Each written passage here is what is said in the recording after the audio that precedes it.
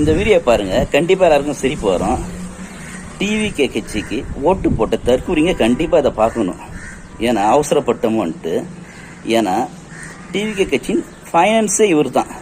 யாரு? ஆதவன் அர்ஜுனா, வில்லிவாக்கம் தொகுதி. அவரை செய்தியாளர் கேள்வி கேட்குறாங்க. மக்களுக்கு நீங்க சொன்ன திட்டம் எதை எப்போ கொண்டு வருவீங்கன்னு கேட்குறாங்க. அதை எப்படி டைவெர்ட் பண்ணி அவர் பேசுறன்னு மட்டும் பாருங்க.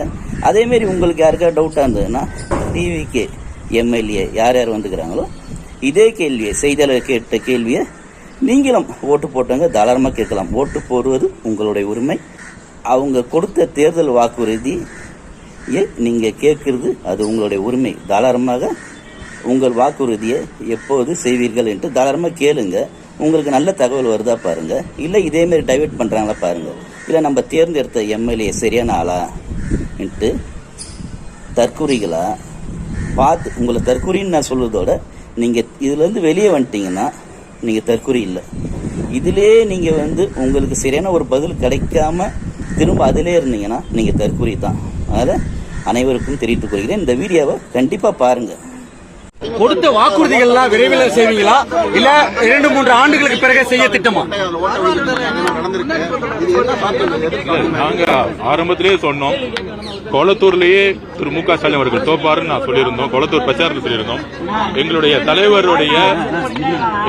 தலைவருடைய பிரச்சாரம் பெரம்பூர்ல அவர் மனு தாக்கல் செய்யப்பட்டு கொளத்தூர்ல என்ட்ரி ஆகும் பொழுது அவர் கொளத்தூர்ல வரக்கூடாதுன்னு அன்னைக்கு காவல்துறை தடுக்கப்பட்டார். பிரச்சாரத்தை பாதிலே சென்றாரு.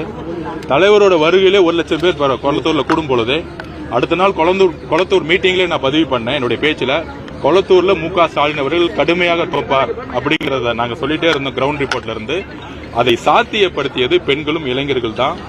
இந்த மன்னராட்சி மனப்பான்மையும் பிறப்பால் ஆதிக்கத்தையும் தூக்கி எறியணுங்கிறதுக்காகவே தன்னுடைய வலிமையை கொளத்தூர் இத்தனைக்கும் 4000 ரூபாய் ஓட்டு காசு கொடுத்தாங்க. முதலமைச்சர் தொகுதியிலே பணப்பட்டுவாடை பண்ணாங்க. அதை கடுமையாக மக்கள் நிராகரித்திருக்காங்க. பண அரசியலும் சாதி அரசியலும் மத அரசியலும் எதிர்க்கக்கூடிய ஒரு புதிய அரசியலை தமிழக மக்களும் புதிய இளைஞர்களும் பெண்களும் உருவாக்கிய இந்த வெற்றியை, அதுவும் எங்களுடைய தலைவர் விஜய் அவர்களுடைய நம்பிக்கை தான் இதோட வெற்றி. அதே மாதிரி 1 ரூபா செலவு பண்ணலன்ட்டு சொல்லி மாரி இது பண்றாங்க. பாண்டிச்சேரியில் ஒரு ஓட்டுக்கு 2000 3000 மாதிரிலாம் கொடுத்தாங்க டிவிகே கட்சியில். அப்போ தமிழ்நாட்டில் எப்படி கொடுத்துருப்பாங்க? அதெல்லாம் யோசிக்கணும். சின்னோண்டு மாநிலத்தில் கொஞ்சமான மக்கள் தொகையில் இவ்வளோ செலவு பண்ணாங்க. அதேமாரி தமிழகத்தில் எவ்வளோ செலவு பண்ணியிருப்பாங்க அதையும் நீங்கள் சிந்திங்க தயவுசெய்து.